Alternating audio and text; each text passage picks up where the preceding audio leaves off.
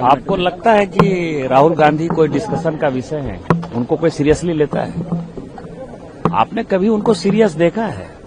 जब हंगामा करना होता है तभी तो संसद के अंदर घुसते हैं। रोज यहाँ आते हैं, केवल बैठकी जमा के, चौकड़ी जमा के चले जाते हैं।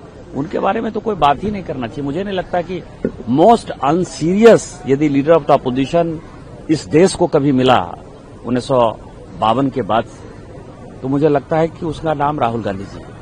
फॉरेन पॉलिसी को जोक बताया गया है मोदी सरकार की नेशनल जो फॉरेन पॉलिसी है। मैं तो कह रहा हूं ना कि उनको कौन सीरियसली ले रहा है। उनकी पार्टी के लोग ही उनको सीरियसली नहीं लेते, हम क्या लेंगे उनको सीरियसली? और खुद वो प्रेजेंट नहीं रहेंगे आज ऑल पार्टी मीटिंग में से, वो कह रहे हैं। मैंने तो कहा ना कि एक नहीं होता है, एक मतलब मैं उन शब्दों का प्रयोग नहीं करना चाहता, लेकिन एक शब्द है बिहार में जैसे हमारे बच्चे भी बहुत बिगड़ जाते हैं ना, तो जैसे माँ भी उसको जोर से कहती है,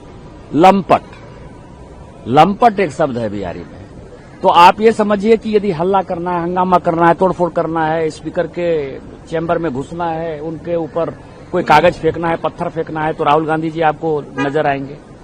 घटिया बातें करना है, राहुल गांधी जी नजर आएंगे।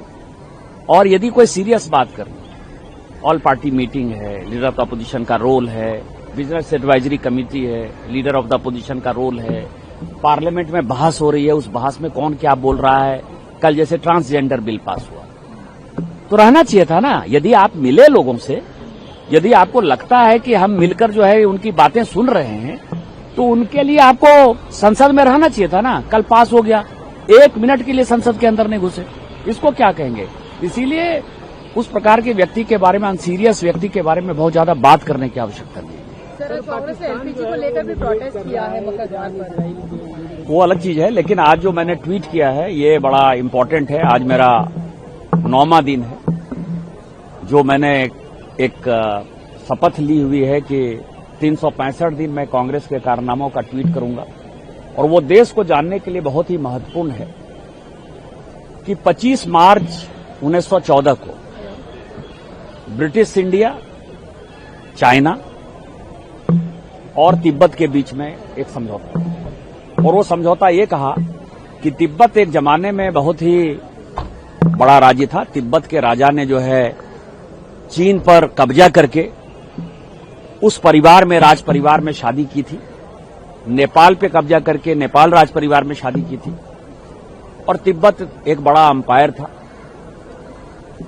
तो 1846 में एक एग्रीमेंट हुआ था तिब्बत और नेपाल का, जिसमें कि 10,000 रुपया, आप समझिए कि प्रत्येक साल तिब्बत को हर्जाना देना था नेपाल को, वो ट्रीटी। और जम्मू कश्मीर के साथ तिब्बत का एक एग्रीमेंट हुआ था 1842 का। उन दोनों एग्रीमेंट के बाद मैकमोहन ने एक लाइन तय की थी, लेकिन नेहरू जी ने मई 1951 में 17 पॉइंट एक एजेंडा एग्रीमेंट हुआ था तिब्बत और चाइना के बीच, उसमें उसको मान लिया। उसके मानने के कारण चीन का पार्ट जो है तिब्बत हो गया और चीन हमारा पड़ोसी हो गया। इससे भी उनका मन नहीं भरा, तो 29 अप्रैल 1954 को एक एग्रीमेंट जो है उन्होंने चीन के साथ किया, और उसमें नेहरू जी ने ये खुली छूट दी कि चीन के जितने आदमी यहां आना चाहते हैं, व्यापार करना चाहते हैं, वो बिना वीजा परमिट के वो जो है वो भारत में आएंगे, जहां बसना चाहते हैं वो बस जाएंगे। और तिब्बत जो है चीन का पार्ट हो गया।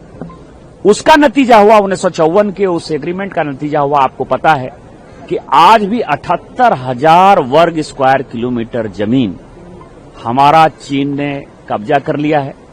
अक्साई चीन पे जब रोड बना रहा था चीन, तो 1954-55 में हमारे जब सैनिक कुछ पकड़ा गए, तो आपको पता है कि 2 महीने तक नेहरू जी उस बात को छिपाते रहे पार्लियामेंट में, किस तरह की कोई बात नहीं है। और उन्होंने अपने स्पीच में पार्लियामेंट में कहा, 1958 में ये फैक्ट है कि 1955 से मुझे पता था कि अक्साई चीन में रोड बन रहा है, अक्साई चीन के कब्जे में चला गया है, लेकिन वो गोबी डिजर्ट की तरह है, जिसमें कि रेगिस्तान, ऐसा रेगिस्तान है जिसमें न पानी है, न अन्न है, न जल है। वो आदमी के लायक नहीं था, इसीलिए हमने छोड़ दिया। तो आज ये महत्वपूर्ण है और देश को जानने लायक।